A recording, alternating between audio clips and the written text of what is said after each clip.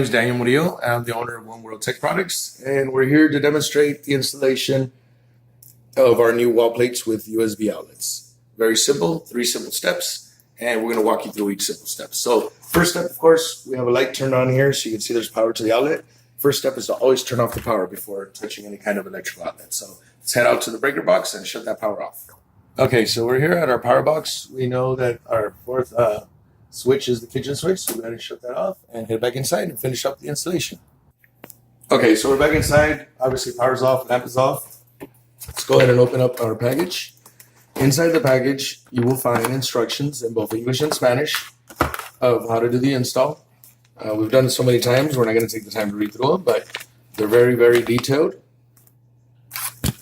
English on one side, Spanish on the other side. It shows you the simple steps. So we have the power off. Now we just take out the existing wall plate, one screw in the middle on most of them. Unless you have a Decora, then you have one on the top and the bottom. But for now, we're doing a standard. And what you do is make sure that these two little spring-loaded connections touch the sides of the screws inside. It sits right in. Simply screw it back in. And step 2 is complete.